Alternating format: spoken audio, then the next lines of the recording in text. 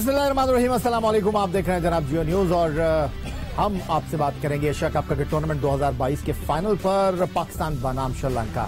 और पाकिस्तान और श्रीलंका की क्रिकेट टीमों के दरमियान इस तरह दिलचस्प और सनसनीखेज मुकाबला दुबई क्रिकेट स्टेडियम में जारी है, जहां पाकिस्तान को मैच जीतने के लिए 51 गेंदों पर 87 रन की जरूरत है। और मोहम्मद रिजवान के साथ क्रीज पर इफ्तिखार अहमद मौजूद हैं और एक मरहले पर पाकिस्तान के 22 रन पर कप्तान बाबर आजम और फखर जमान पवेलियन लौट गए थे। और लग रहा था कि पाकिस्तान टीम जो है वो मुश्किलात से दो चार होगी, लेकिन इफ्तिखार और उनके साथ टेस्ट टीम के नायब कप्तान, विकेट कीपर और आईसीसी T20 रैंकिंग के नंबर 1 बल्लेबाज मोहम्मद रिजवान ने जो है सूरत हाल को किसी हद तक काबू किया है। लेकिन अभी एक लंबा सफर बाकी है। गुफ्तगू के लिए स्टूडियो में हमारे साथ मौजूद है पाकिस्तान के फॉर्मर टेस्ट कप्तान इंजमामुल हक साहब, उनके साथ टेस्ट फास्ट बॉलर क्रिकेट के सिकंदर बख्श और लाहौर कलंदर के director cricket former test fast bowler Aqib Javed साहब, और लाहौर स्टूडियो से हमारे साथ मौजूद हैं आलिया रशीद साहिबा। तो सीधा पहले वो कहते हैं ना कि लेडीज फर्स्ट, तो आलिया रशीद साहिबा की तरफ चलते हैं। तो आलिया रशीद साहिबा, ये बताइए क्या लग रहा है आपको? मुझे लग रहा है कि वो जो एक हमारा खेलने का अंदाज है कि आखिरी ओवर में कम से कम हमारे पास जो है रन होने चाहिए, और अगर खुशदिल शाह, आसिफ मौजूद हो तो मामला आसान हो सकता है। यही प्लानिंग आपको लग रही है इफ्तिखार और रिजवान की? जी बिल्कुल, और ऐसा होना भी चाहिए। देखें, गिव अप करने की तो कोई बात ही नहीं है। जिस तरह वो 5 खिलाड़ी आउट होने के बाद कमबैक किया श्रीलंका ने, तो पाकिस्तान भी कर सकता है। अफसोस ये हुआ कि बाबर की एक बड़ी इनिंग्स देखने की बहुत तमन्ना थी इस फाइनल में, मगर जिस तरह उन्होंने फाइनल लेग की तरफ फ्लिक किया और अनफॉर्चुनेटली वो आउट हो गए। फिर उससे ज्यादा अफसोस जो है वो फखर के आउट होने पे हुआ। बिल्कुल वो बीट हो गए और फॉरवर्ड नहीं थे, बैकवर्ड नहीं थे, कुछ कंफ्यूज थे, और उसी में वो विकेटें उड़ गई उनकी। उनसे भी बहुत ज्यादा उम्मीदें थी कि आज वो खेलेंगे, लेकिन ये नंबर 1 जो आईसीसी के प्लेयर बने हैं रिजवान साहब, वो किसी वजह से बने हैं। और आप देखें उस लड़के की जो डिटर्मिनेशन है, सेंसिबल और रिस्पॉन्सिबिलिटी लेने वाली इनिंग्स जो है वो हमें नजर आ रही है कि वो कोशिश कर रहे हैं कि रिस्की उन्होंने डबल्स भी लिए हैं, सिंगल्स भी लिए हैं, और बहुत अच्छा लग रहा है इफ्तिखार अहमद को देख के कि वो बड़े शॉट्स भी खेल रहे हैं। इस वक्त आपके पास और कोई ऑप्शन नहीं है। अब जब आपके पास पीछे शादाब है, नवाज हैं, आसिफ हैं, खुशदिल हैं, तो फिर पाकिस्तान का जो है वो डिफेंसिव अप्रोच तो नहीं अब इख्तियार करने का टाइम ही नहीं है आपके पास। लेकिन ये कि हर हाल में आपको एक सेंसिबल क्रिकेट खेलनी है और इसको जीतना ही जीतना है, क्योंकि देखिए पूरा स्टेडियम किस तरह भरा हुआ है, करोड़ों लोग टेलीविजन पे देख रहे हैं, और बहुत उम्मीदें हैं कि पाकिस्तान जो सिर्फ 2 मरतबा एशिया कप जीता है और श्रीलंका 5 मरतबा जीता है, ये हमें जहन में रखना चाहिए। मगर बहुत ही कमाल, एडमायर करने वाली बात है श्रीलंका ने जिस तरह से कम बैक किया है। ठीक हो गया आलिया, और जिस तरह सिकंदर बख्श साहब आज आपने हमें सरप्राइज किया, अमूमन हम आप सलवार कमीज में नहीं देखते, और मेरे दोस्त हैं वो कह रहे थे यार एशिया कप में इतने एक्साइटेड मैच हुए हैं, मेरा ख्याल है इससे पहले हमने किसी टूर्नामेंट में, एक टूर्नामेंट में इतने सारे मैचेस नहीं देखे। तो ये फाइनल जो है इसमें भी सारे कलर मौजूद है। ये मुझे लगता है ऐसे ही एंड होने वाला है, बड़े ही क्लोज जाएगा, बहुत ही मजेदार किस्म का। इसलिए कि हमारे पास नीचे जो लड़के हैं वो सब तेज खेलने वाले हैं, वही जो हमेशा इंजी कहते हैं 2 ओवर वाले, 4 ओवर वाले। तो इस वक्त इसका जो मूड है मैच का वो उसी तरफ जा रहा है, और मुझे लग रहा है कि आज एक और आप बहुत अच्छा एक फिनिश देखने वाले हैं। तो इंजमामुल हक साहब, 171 रन जब हमने इनिंग स्टार्ट की तो लग रहा था कि थोड़े ज्यादा हमने रन करवा दिए हैं, लेकिन जिस प्लानिंग के साथ रिजवान ने और इफ्तिखार ने मैच को आगे बढ़ाया है, लग रहा है कि उनके जहन में यह है कि जी आसिफ अली और खुशदिल शाह, और अब तो नसीम भी है हमारे पास। बिल्कुल सही कह रहे हैं कि जी नसीम भी है, नवाज भी है, दूसरे प्लेयर्स भी हैं, लेकिन ये कि दोनों को अप्रिशिएट करना चाहिए कि जहां 22 पे 2 आउट हो गए थे वहां से इन्होंने गेम को चलाया है, और अब बड़ा अच्छा खेलने के थोड़ा सा अब इन्होंने रन रेट को तेज करना भी शुरू किया है। मेरी कोशिश ये है कि जी इनकी पार्टनरशिप जितनी लंबी हो जाए, लेकिन अगर खुशदिल और वो आसिफ खेलने आए या दूसरे बैट्समैन आए तो एवरेज 10 से ऊपर की नहीं जानी चाहिए। 10 से ऊपर की एवरेज है ना खतरनाक हो जाएगी। अभी 10.6 हमारा रिक्वायर्ड जी, तो इससे 10 से नीचे एवरेज आ जाएगी तो अच्छी चीज है कि ये दोनों सेट हो गए, इफ्तिखार भी और रिजवान भी। तो अब इन्हें थोड़ा सा अटैक करना चाहिए, अपना गेयर है ना वो शिफ्ट करना चाहिए कि थोड़ा सा जरा रन्स बनाने पे, ताकि क्योंकि पीछे पाकिस्तान की शादाब भी है, नवाज भी है, और T20 में यही है कि जी कहीं भी आप रिलैक्स नहीं हो सकते। 1 से 2 ओवर अगर श्रीलंका के अच्छे चले गए तो एवरेज वहां से ऊपर चली जाएगी। तो अब मेरा गेम बड़ा ना क्रूशल उसमें चला गया है।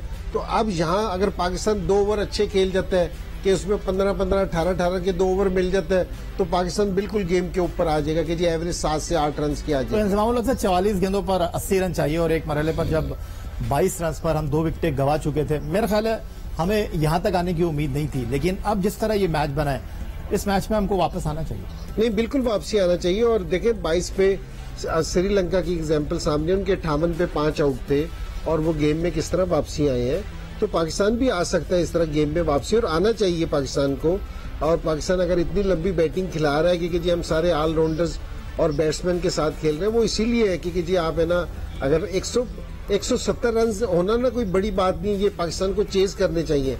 अगर पाकिस्तान ये चेज नहीं करता तो मैं कहूँगा कि जी पाकिस्तान ने इतनी अच्छी बैटिंग नहीं की।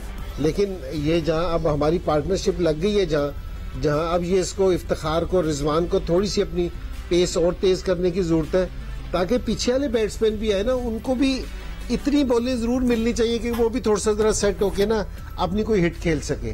तो आज आपको लगता है आकिब जावेद साहब 7.1 रन बनाने की औसत है, 11.2 अब रिक्वायर्ड रन रेट हो गया है, आपको लगता है कि आसिफ अली, खुशदिल कुछ अलग करना चाहिए, आपको इनसे ऊपर किसी और को भेजना चाहिए, या अब तो ये टाइम आ गया है, अब आपको अटैक करना ही करना है? देखिए अब ये एक तो देखिए 11 की एवरेज है, अभी पिछला ओवर जो है वो 14 उसमें रन्स बन गए। ऐसे जैसे स्कोर थोड़ा होता जाएगा, ओवर कम होते जाएंगे, तो जो पाकिस्तानी बैटिंग आने वाली भी है ये उनको भी सूट करता है। बड़ी अच्छी इन्होंने आज पार्टनरशिप लगाई है। अब ये है कि इनमें से एक बंदा जो है वो और थोड़ा डीप जाए। रिजवान को इसी तरह जाना चाहिए और इफ्तिखार को अब जरा चांसेस लेने चाहिए, क्योंकि ये 12-13 की एवरेज ना कर दे, उसको एवरेज को अंडर 10 रखे। जिस तरह पिछले ओवर में उन्होंने चांस ले छक्का मारा मिड विकेट, फिर सामने एक चौका मारा है, तो आपको 12-12 रन तो आप चाहिए और इफ्तिखार को इस स्टेज के ऊपर अब पूरा चांस लेना चाहिए। अच्छा इंतजामुल हक साहब, हम इंडिया पाकिस्तान के मैच की बात कर रहे थे कि एक पहली गेंद पे चौका मारते, अगली 2 गेंदें डॉट खेल लेते। हमने श्रीलंका को देखा, उन्होंने पहली 3 गेंदों पर सिंगल किया, एक गेंद पे चौका मारा, एक गेंद पे छक्का, खाली नहीं जाने दे रहे थे गेंद। तो आपको लगता है कि इसी प्लानिंग के साथ इनको भी खेलना चाहिए? नहीं, बिल्कुल खेलना चाहिए। और श्रीलंका की बैटिंग, आज की बैटिंग की नहीं मैं बात कर रहा, इस मैच से पहले भी मैं कह रहा था, अगर एशिया कप में किसी ने सारों से अच्छी क्रिकेट खेली है तो वो श्रीलंका ने खेल ली है। कि जिस तरह इनके बैट्समैनों ने ना बैटिंग की है, जो इनकी अप्रोच थी, बिल्कुल सही कह रहे हैं कि जी इन्होंने बॉलें ज़ाया नहीं की। बैट्समैन देखो, हर बॉल पे आप चौका नहीं मार सकते। हमारे बैट्समैनों का इशू ये है कि ब्लॉक उस टाइम होते हैं कि जिस टाइम बाउंड्री तो ये मार लेते हैं, लेकिन साथ 2 डॉट बॉल खेल जाते हैं। जितने कम आप डॉट बॉल खेलेंगे, बॉलर्स को भी उतनी मुश्किल होगी और आप पे भी उतना कम प्रेशर आएगा। हमें डॉट बॉल खेलने की जो हमारी रेशो है ना, वो जरा कम होनी चाहिए। ठीक है जी, लाहौर से हमारे साथ आलिया रशीद साहिबा में मौजूद है, और जिस चीज की इस वक्त हमें शिद्दत से जरूरत है, दुआओं की, और लाहौर से हमारे साथ हमारी रिपोर्टर दुआ भी मौजूद है नेशनल हॉकी स्टेडियम लाहौर, जहां बड़ी स्क्रीन लगाई है पंजाब स्पोर्ट्स बोर्ड ने। तो दुआ ये बताइए, थोड़ा सा आप भी मुझे टेंस लग रही है, लेकिन आपके पीछे जो लोग हैं वो बहुत ज्यादा एक्साइटेड लग रहे हैं। जी दुआ, मेरी आवाज सुन सकती है आप? जी बिल्कुल, मैं आपकी आवाज सुन सकती हूँ। स्टेडियम में अभी आपकी आवाज इतनी अच्छी है कि उसकी आवाज से ही अभी एक चक्का लगा है, इसलिए शोर बहुत ज्यादा है। और इस वक्त मैं लाहौर हॉकी स्टेडियम में मौजूद हूँ और शायकीन की बड़ी तादाद मौजूद है, लेकिन ब्लड प्रेशर बहुत हाई है क्योंकि बड़ी अनप्रेडिक्टेबल सी गेम है और रन रेट ज्यादा चाहिए। इस वक्त अच्छा खेलना भी है, लेकिन रिजवान भी इस वक्त लोगों को चाहिए कि वो पिच पर कायम रहे ताकि उम्मीद कायम रहे। तो अभी गेम तो बहुत हाई है, आप देख सकते हैं कि एक बड़ी तादाद शायकीन क्रिकेट के पीछे मौजूद है और सनसनीखेज मनाजिर देखे जा सकते हैं इस वक्त, क्योंकि हर बॉल पे छक्का भी चाहिए, हर बॉल पे चौका भी चाहिए, लेकिन साथ साथ ये भी चाहिए कि प्लेयर्स क्रीज पर मौजूद रहे, इसलिए मैच बहुत इंटरेस्टिंग जा रहा है अभी तक। अच्छा दुआ, आप बड़ी एक्साइटेड हो गई है, 31 गेंदों पर 32 रन बनाकर इफ्तिखार आउट हुए, ये छक्का नहीं लगा, क्या बात है दुआ। Thank you very much. National hockey stadium Lahore से हमारे साथ दुआ मौजूद थी, और लाहौर स्टूडियो में हमारे साथ आलिया रशीद साहिबा मौजूद है। तो आलिया, क्या देख रही हैं आप, आसिफ अली या अच्छा जी आलिया रशीद साहिबा हमें बताया जा रहा है इस वक्त नहीं है। इंतजामुल हक साहब, इफ्तिखार 31 गेंद 32 रन बनाकर आउट हुए, जॉब डन किया उन्होंने अपना? नहीं, मेरा ख्याल में कि ये टाइम था आपको यूटिलाइज करने का। अगर आप 31 बॉलों पे 32 बनाते हैं ना, सो फिर यहाँ आपको ना थोड़ी सी इनिंग्स अपनी लंबी करनी चाहिए थी। आप सेट हो गए थे, जिस तरह अभी आकिब ने बात की थी ना कि रिजवान को लंबा जाना चाहिए और इफ्तिखार को बड़े हिट मारने चाहिए थे। तो यहाँ मेरे ख्याल में उनको थोड़ा सा और जरा स्कोर करना चाहिए था। अगर ये 20 बॉलों पे 32 करते तो मैं कहता कि इन्होंने अपनी जॉब डन की है, लेकिन 31 बॉलों पे अगर आप 32 रन करेंगे तो मेरे ख्याल में थोड़ी सी आपको है ना अपनी इनिंग्स और लंबी खेलनी चाहिए थी। एक दो अगर आप और शॉट्स मारते कि एवरेज हमारी कम आती तो ज्यादा बेहतर था। अब क्योंकि ऑलरेडी 11 की एवरेज है और नया बैट्समैन आके थोड़ी सी एवरेज ऊपर गई ना 12 साढ़े 12 की तो हमारे लिए मुश्किल होती। आलिया 39 गेंदे 77 रन और सिर्फ हमारा श्रीलंका की बॉलिंग के साथ मुकाबला नहीं है।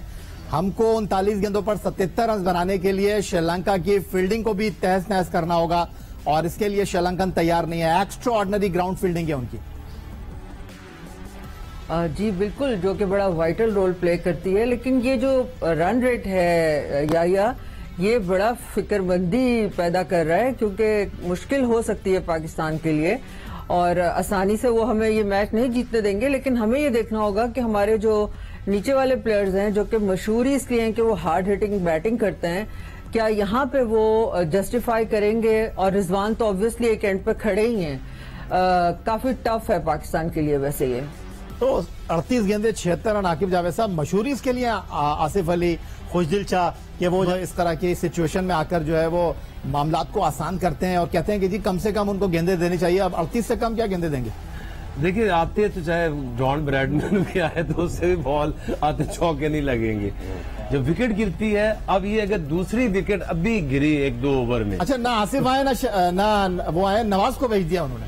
हाँ, ये हमने आज उस दिन भी देखा और आज भी देख रहे हैं कि मशहूर वो हैं और आते नवाज हैं। सो आई थिंक के यहाँ पे उनको लाते, उनको देते बारी के आके मारते तेजी से रन। साहब, आपको समझ आ रही है ये मूव? नहीं, मेरा ये ख्याल है कि जहाँ 36 बॉलें रह गई थी कि वो 15 ओवरों के बाद कहते हैं कि जी, लेकिन मेरा ख्याल में कि जी अब वो स्पेशलिस्ट बैट्समैन थे। अगर कोई बैट्समैन अगर उसको आप 13वें 14वें ओवर में भी नहीं भेज सकते तो फिर मुश्किल चीज है। तो मेरा यहाँ ख्याल है कि जी आसिफ या खुशदिल में से अगर आपने एक लेफ्ट हैंडेड भेजना था तो मेरे ख्याल में खुशदिल बेस्ट चॉइस थी इस टाइम कि जी आप उसे भेजते, वरना आसिफ को भी भेज सकते हैं। कोई ऐसी ये जरूरी नहीं है कि जी अगर कोई ऐसा लगा हो तो खब्बा सज्जे का ही कम्बिनेशन हो, उसके अलावा स्कोर नहीं बनता। तो मेरा ये उनके लिए भी बड़ा मुश्किल हो जाता है कि जी उनको बिल्कुल ही थोड़ी सी बॉल दें, थोड़ा सा बैट्समैन को कभी कभार सिंगल करने के बाद भी वो हिटे मारते हैं। और ये बैट्समैन ऐसे हैं, आसिफ या खुशदिल शाह, ये एक ओवर में 3-4 छक्के मार सकते हैं। तो अगर ये एक आधा ओवर सिंगल के साथ भी खेले तो ये एवरेज को कवर कर लेते हैं, लेकिन थोड़ा सा इनको भी टाइम की जरूरत है। सिकंदर साहब, हम यहीं बैठे हुए थे और ठीक यही वक्त था और दुबई का मैदान था। टीम श्रीलंका की जगह भारत की थी और 20 गेंदों पर 42 रन स्कोर किए थे नवाज ने। आपको लगता है कि तारीख को दोहराएंगे वो? देखिए, इसीलिए उनको भेजा है। वो जो कॉन्फिडेंस लेवल होगा टीम मैनेजमेंट का, ड्रेसिंग रूम का, कि चलो इनको भेजो। लेकिन आपको कॉन्फिडेंस नहीं लग रहा मुझे? नहीं, ठीक है, मतलब नवाज ने पहले भी किया है तो लेट देम डू इट। और जिस तरह सब कहते हैं कि जी आसिफ को बस 2 ओवर दें, उससे ज्यादा ना। खुशदिल भी तो लेफ्ट हैंड है, इंतजामुल साहब जिस तरह कह रहे हैं उसको आधा ओवर दें और खुशदिल को 3 ओवर दें, उससे ज्यादा ना दें। तो उसी का इंतजार कर रहे हैं तो मेरे ख्याल से। देखें, मैंने तो पहले मिडिल ऑर्डर के लिए यही बोला था कि हमारी मिडिल ऑर्डर में थोड़ा सा प्रॉपर बैट्समैन नहीं है कि जो खेल के निकल जाए, मगर ये कि टाइम तो इन्हीं का है, स्लॉगर्स का। ये देखें कितनी स्लॉग करते हैं और थोड़ा सा टफ होता जा रहा है।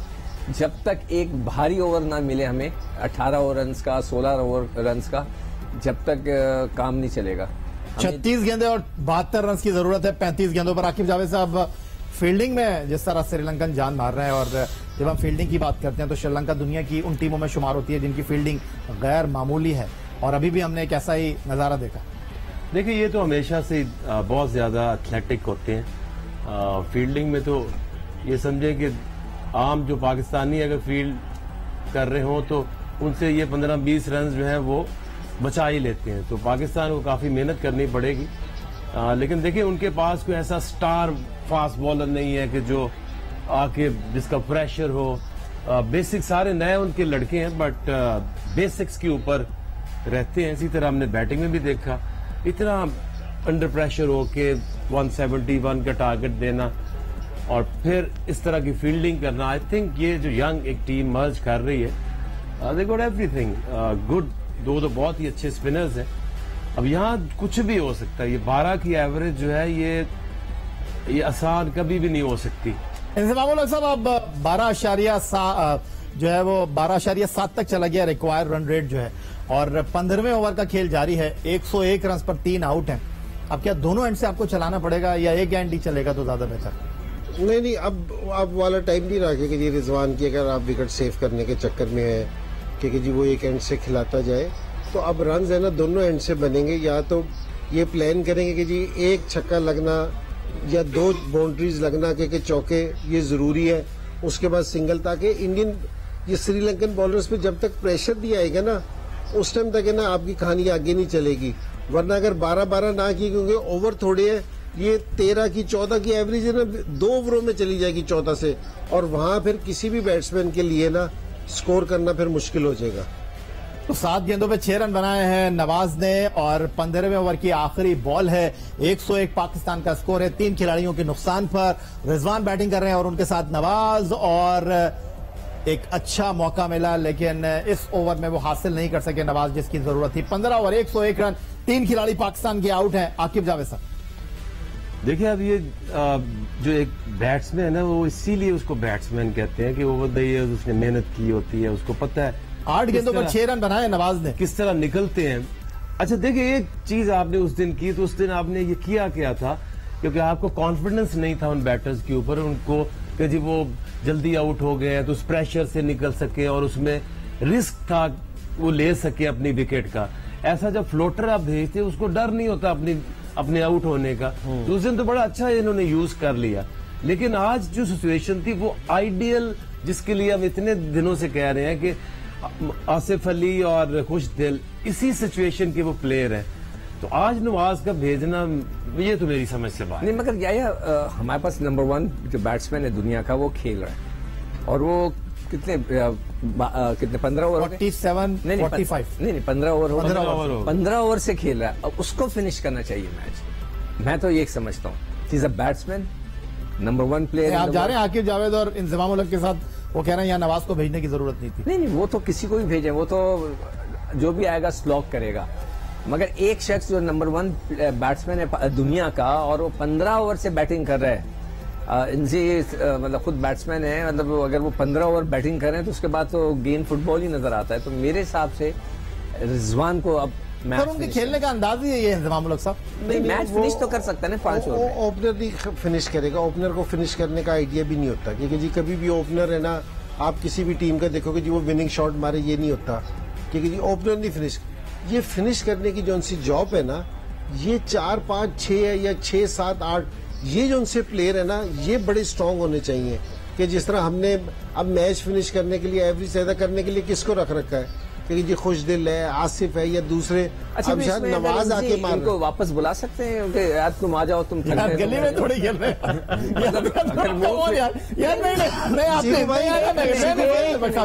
की बात किया करो, झुकते ना मारा करो बीच में, क्रिकेट की बात किया करो। क्रिकेट की तो बात कर रहे हैं। अगर जो मारने वाले नीचे बैठे हैं तो उनको भेज देना यार। हाँ, ये उनको जरूर भेजे, लेकिन जो क्रिकेट की बहस है ना वो क्रिकेट के साथ किया के बाद दोबारा फिर नवाज को प्रमोट क्या मुश्किल हो गया। 29 पर 69, और जो फैसला था नवाज को भेजने का वो इतना कारगर नहीं लगा, और सिकंदर बख्श साहब ने ख्वाहिश का इजहार किया कि नहीं लग रहे तो यार इनको बुला लो, तो वो मार के चले गए। नहीं, उसको आलिया से बात कर लेते पहले। जी, मुझसे बात कर रहे हैं। मैं खुद आप लोगों की गुफ्तगू सुन रही हूँ और मैं ये सोच रही हूँ याया कि हमारे फखर जो है वो हमारे इम्पैक्ट प्लेयर हैं। अब पूरे 10-12 मैचेस गुजर गए सवाए हांगकांग की 50 आलिया छोड़ दिया, वो फखर बहुत पीछे रह गए। अब तो ये नवाज की बारी आ गई थी। मेरी बात, हाँ, मेरी बात सुन ले, मैं वहीं पे आ रही हूँ। बाबर थ्रू आउट जो है वो नहीं परफॉर्म कर पाए, चलो जी हो जाता है। अब नीचे के जो हमारे प्लेयर हैं, अभी आसिफ अली को क्यों नहीं भेजा जब 12 के करीब की एवरेज है आपकी? तो जहां पे जो छक्के मारने वाले हैं उनको, अगर खुशदिल को 2 ओवर्स ही खेलने हैं और आसिफ को सिर्फ 1-2 ही चंद बॉलिंग खेलनी है, तो फिर ये किस किस्म की हमारी इंटरनेशनल टीम है? तो ये तो अजीब और गरीब किस्म के सवालात हैं जो जिसके ऊपर हमें सबको बात करनी चाहिए। ठीक है, मैं तो बात करती हूँ, बुरी भी बनती हूँ, लोगों से गालियां भी खाती हूँ ट्विटर पे, मगर आपको संजीदगी से ये सोचना पड़ेगा कि आपकी कौन सी टीम खेल रही है, आपके कैसे प्लेयर। अल्लाह करे कि वो अभी तीनों आए जो नीचे रह गए प्लेयर्स आए और आके इसको फिनिश कर दें। लेकिन देखिए एक डिफेंसिव मोड में आप चले जाते हैं, ऊपर से आप सोचते हैं कि 10 ओवर में जो ऊपर से काम हो जाएगा, जो रह जाएगा जी वो बाकी आखिरी 10 ओवर में होगा, नहीं होगा। आपको कैलकुलेशन के साथ, मेथड के साथ T20 भी खेलना पड़ता है, तो ये तो बिल्कुल समझ से बाहर है। और तो ये रिजवान का मेथड कैसा लगा आलिया आपको? रिजवान का मेथड कैसा लगा? 15 ओवर से बैटिंग कर रहे हैं और 50 नहीं कर सके, बिल्कुल सही नहीं लगा।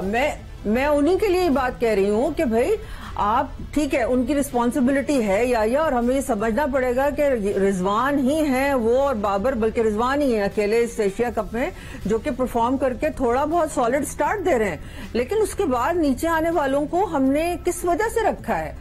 हम क्या सोच रहे हैं? और हमारे पास क्या इतने हमारे टॉप की टीमें डोमेस्टिक में बन गई हैं, क्रीम आ गई है हमारी 6 टीमों के अंदर, उसके बावजूद हमारी नेशनल टीम में हमें लाले पड़े रहते हैं। जब कोई क्रंच सिचुएशन आती है हम सब हाथ पांव फूल जाते हैं और वही रिजल्ट आता है। अल्लाह करे पाकिस्तान जीते, लेकिन पॉइंट यह है कि मेथड ठीक नहीं है। आप किस तरीके से इसको जीतने को लेके जा रहे हैं, किस कैलकुलेशन से इस गेम को, फाइनल को आप खेल रहे हैं, ये मेरी समझ से तो बिल्कुल बाहर है। आप प्लीज, बड़े क्रिकेटर्स बैठे हैं, जवाब दें। वो सजाद अली साहब का एक बड़ा मशहूर गाना है, जनाब दुआ करो, उससे जाके दुआ करो, हाथ उठा के दुआ करो।